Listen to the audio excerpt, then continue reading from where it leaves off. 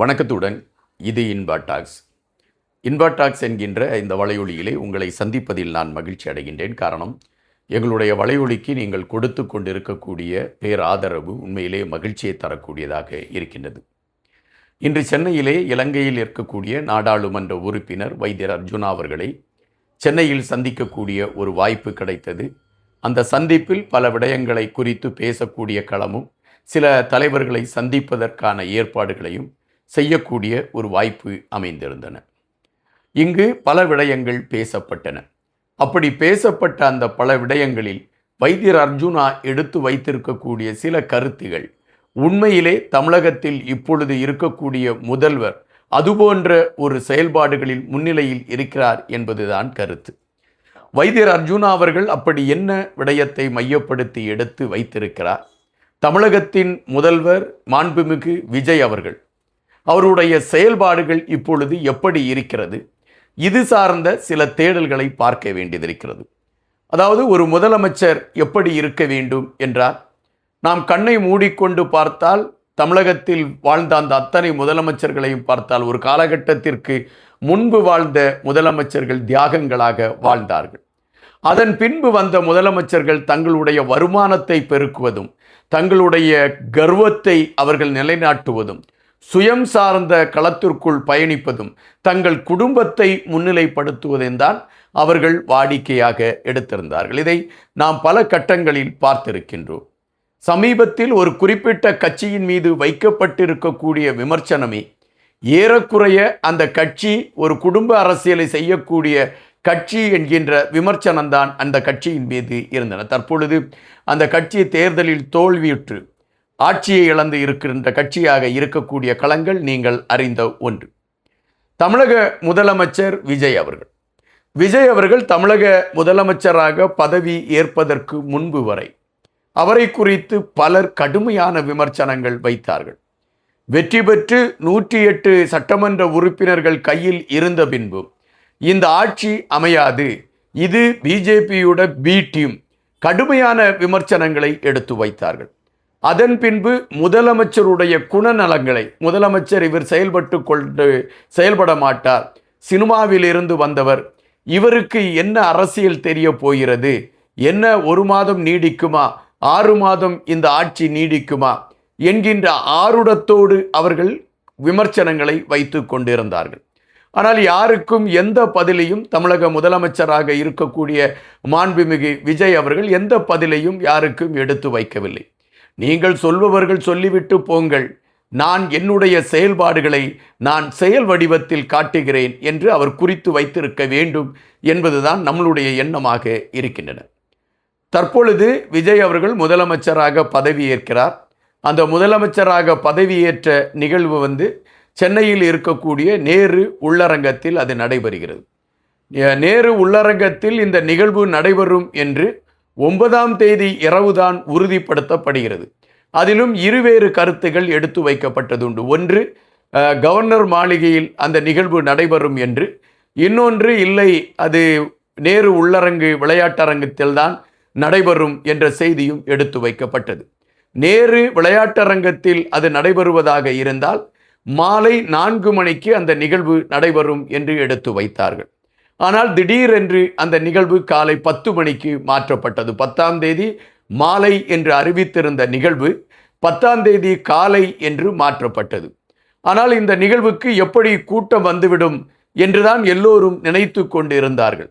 அந்த நிகழ்வுக்கான அழைப்புதலை பெறுவதற்கு கட்சி அலுவலகத்தில் திரண்டிருந்த கூட்டத்தை பார்த்தால் நமக்கே வியப்பு. எங்கிருந்தெல்லாமோ வந்திருந்தார்கள் அந்த அழைப்புதல் வாங்குவதற்கு. முடிந்தவரை யார் யாருக்கெல்லாம் கொடுக்க முடியுமோ அந்த அழைப்புதல் தலைமை கழகத்தில் இருந்து கொடுக்கப்பட்டது. அந்த அழைப்புதலை பெற்றுக்கொண்டவர்கள் அரங்கத்திற்குள் செல்வதற்கான ஒரு வாய்ப்பு அமையும், அழைப்புதல் இல்லாதவர்கள் அனுமதிக்கப்பட மாட்டார்கள் என்று சொன்னார்கள். அந்த நிகழ்வு காலை 10 மணிக்கு ஆரம்பிக்கும் என்று குறிப்பிடப்பட்டது.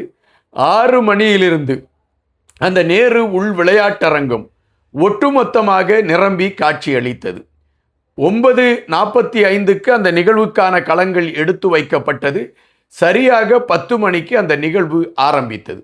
அந்த நிகழ்வில் விஜய் அவர்கள், மாண்புமிகு முதலமைச்சர் விஜய் அவர்கள் அந்த பதவியை ஏற்றுக்கொண்டார். பதவியை ஏற்றுக்கொண்ட அவர் ஒரு 3 திட்டங்களை அறிவித்தார்.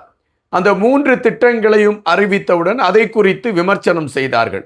மின்சாரம் எப்படி 200 யூனிட் என்று எல்லோருக்கும் 200 யூனிட் என்று அறிவித்தார்கள், இப்பொழுது அதில் ஒரு ஆட்டத்தை, அதில் ஒரு கேம் விளையாடுகிறார்கள் என்கின்ற விமர்சனங்கள் எல்லாம் எடுத்து வைக்கப்பட்டது. ஆனால் விஜய் அவர்கள் அதற்கு பதில் சொல்லவில்லை.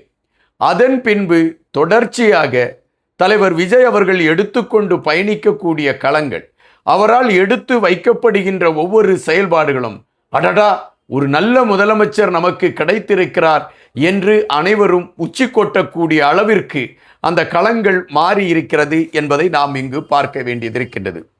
தேர்தலுக்கு முன்பாக தலைவர் விஜய் அவர்களை உலகநாயகன் கமலஹாசன் அவர்கள் விமர்சித்த களங்கள் உண்டு.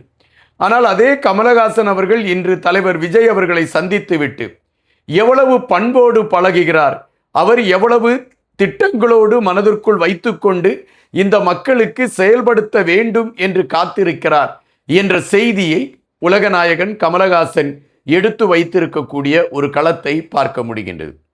தற்பொழுது ஒரு செய்தி வருகின்றன. அந்த செய்தி என்னவென்றால், அதாவது முதலமைச்சர் விஜய் அவர்கள் தன்னுடைய வீட்டிலிருந்து கிளம்பி இப்பொழுது சட்டசபைக்கு செல்கிறார் என்றால், அவருடைய அந்த வாகனத்திற்கு முன்னும் பின்னும் சுமார் 12 வாகனங்கள் தொடர்ச்சியாக வரும் என்பதுதான் களம். அந்த 12 வாகனங்கள் வருகின்ற பொழுது அது போக்குவரத்திற்கு சற்று இடைஞ்சலாக இருக்கக்கூடிய ஒரு களமாக மாறியது. சிலர் அதை குறித்து சில விமர்சனங்களை பொதுத்தளங்களில் வைத்தார்கள். இந்த செய்தி முதலமைச்சர் விஜய் அவர்களுடைய காதுக்கு சென்ற மறு நிமிடமே உடனடியாக தன்னுடைய பாதுகாப்பு அதிகாரிகளை அழைத்து, நீங்கள் என்னுடைய அந்த வருகைக்காக மக்களை நீங்கள் நிறுத்தக்கூடாது, இப்பொழுது போக்குவரத்து சிக்னல் இருக்கிறது என்றால் அங்கு மக்களைப் போல நானும் நின்றுதான் வரக்கூடிய களங்களை நீங்கள் எடுக்க வேண்டும், வேண்டுமென்றால் நான் சிறிது முன்பே கிளம்பி வந்து விடுகிறேன், இதுதான் நடைமுறையில் இருக்க வேண்டும், அதுபோல எனக்கு பாதுகாப்பாக வரக்கூடிய வாகனங்களை அப்புறப்படுத்தி விடுங்கள் என்று அறிவித்து விட்டார். ஒரு முதலமைச்சர் அமர்கிறார் என்றால் அவருடைய அந்த இருக்கையிலே தினமும் ஒரு வெள்ளை டவலை கொண்டு அதை மூடி வைப்பார்கள். அந்த இருக்கை அதன் மீது தான் முதலமைச்சர் அமர்ந்திருப்பார். இது எதற்காக இந்த வீண் செலவு என்று முடிவு செய்த முதலமைச்சர் அதை தவிர்த்து விட்டார். அதுபோல மது சார்ந்த விடயங்களில் தன்னுடைய கட்டுப்பாட்டுக்குள் அவைகள் இருக்க வேண்டும், மக்களுக்கு பாதுகாப்பு வரக்கூடிய மது சார்ந்த எந்த நிகழ்வுகளும் நடைபெற்றுவிடக் கூடாது என்பதை மிக தெளிவாக எடுத்துக்கொண்டு ஒரு தேர்ந்த மக்களால் தேடப்பட்ட ஒரு அரசியல்வாதியாக அல்லது ஒரு தலைவராக ஒரு முதல்வராக மாண்புமிகு விஜய் அவர்கள் திகழ்கிறார் என்பதுதான் பதிவு. இங்கு ஒரு சிலர் குறிப்பிடுகின்றார்கள், ஊடகங்களில் பார்த்தால் அதை நாம் பார்க்க வேண்டியிருக்கிறது. எங்களுக்கு கிடைத்திருக்கக்கூடிய முதல்வர் அவர்கள் முருகனுடைய, அதாவது மீண்டும் ஒரு தோன்றலாக, அதாவது முருகன் மனித வடிவில் தோன்றிவிட்டதாக நாங்கள் பார்க்கிறோம்.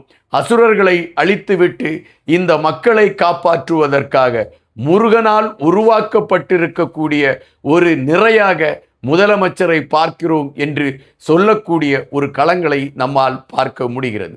இதைத்தான் தமிழகம் எதிர்பார்த்து இருந்தது. அதை இந்த ஜென்ஸ் கிட்ஸ்கள் நிறைவேற்றி ஒரு அற்புதமான முதல்வரை தமிழகத்திற்கு கொடுத்திருக்கிறார்கள் என்பதுதான் நிஜம். நன்றியுடன் இன்பா.